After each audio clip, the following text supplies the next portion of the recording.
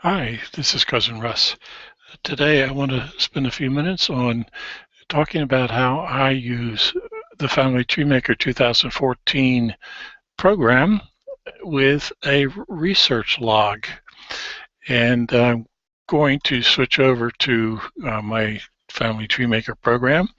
And I want to point out something that I have that'll become important a little bit later on in the task list or the to list. I have a file note that says I handle unknown names by showing under 5 underscores. That'll become important in a few minutes. But this is the plan workspace, and I want to go to the people workspace and show you my research notes.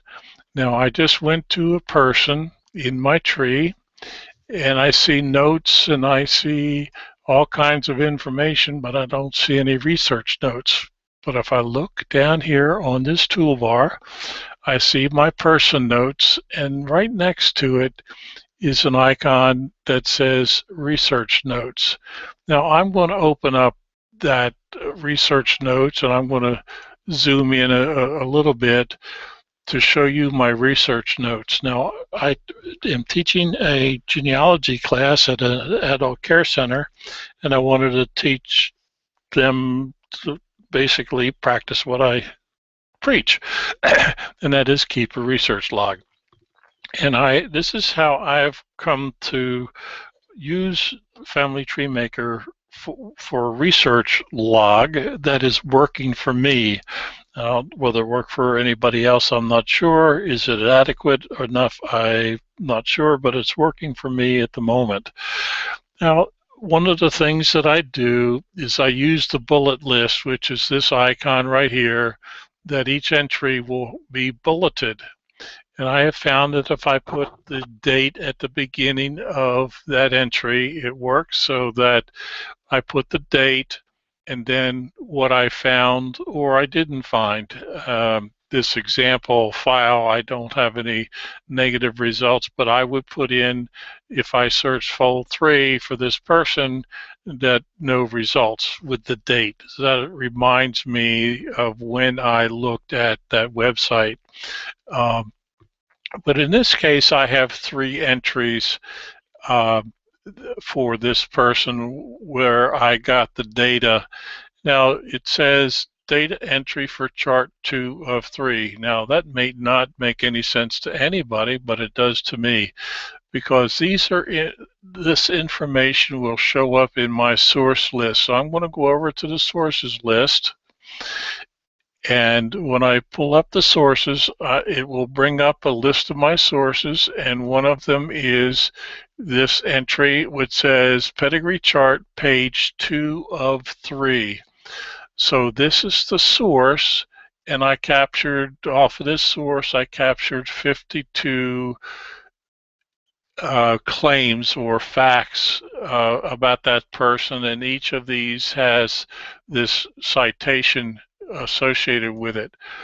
So if I see an entry here and it's not negative, I will look at my source list and see what I found if I need to do that.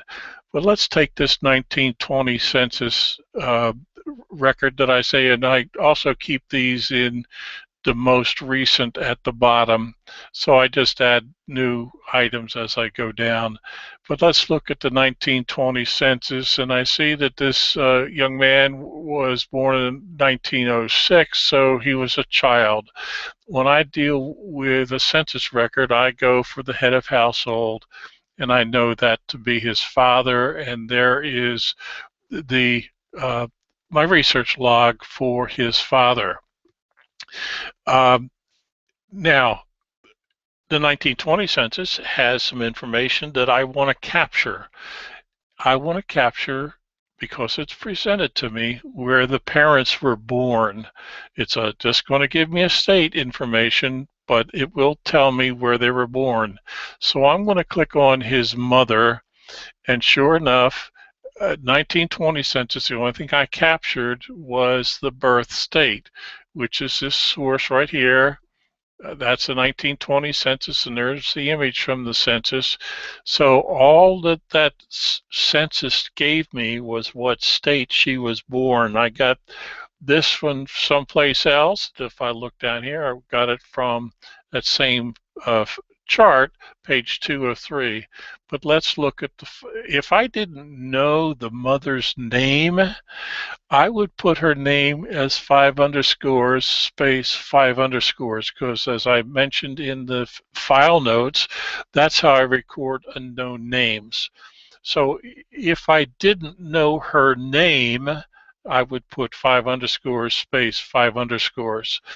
In this case, I did know her name from a previous entry that I made, so it's okay.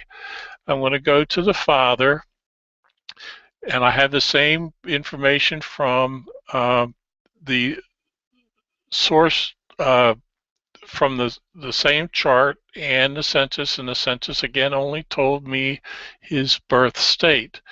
Now, what is interesting is it presents me with conflicting information. Now, I don't put that down there. I'll show you how I handle conflicting information. The chart that I have said he was born in Virginia. However, the census said that he was born in Maryland. Like the females, if I only had that there was a birth state and not the name, I would put 5 underscores for the first name, and then I assume until I'm proven wrong later that the surname of the child is the surname of the father. That's how I have been recording. It's been successful so far. But in this case, I have a conflicting information between the chart and the census record. And I manage that by creating a task on the to-do list that says birth location, conflicting information. So I now know that I have conflicting information I need to resolve, and I go back to my research log to where I got the information. I also can see it here that that's the 1920 census, or this is that chart, so I can see where I got it. So that's the data entry side, but I also like to look at the output side. What benefit of this is this information here? Yes, I can look at it on my person real quick, and that's cool. But let me go over to the publish workspace, and I'm going to click on person reports, and I'm going to select a note report, and I'm going to generate that note report. Oops, the report says it's blank. Let me go back to the research notes, and you'll see this padlock. That means that I have these resource notes as private. Only I can see the research notes. If I put this tree online, the research notes will not be put online. They will be hidden online. They'll be in my database. So I go back over to the publish workspace, and the reason why this report is blank because I'm only selecting, let me select research notes, which is right here. I collect research notes, and it says show private notes. So I'm going to click on that, and there is the list of all of my research notes in this file. Again, this file is small, so I can show it for demonstration purposes. But there's the research notes for this gentleman that I started with these 3 entries. So I have a complete log of my research notes. So anyway, that's how I use Family Tree Maker and research notes, and I hope that was helpful for you. Have a great day.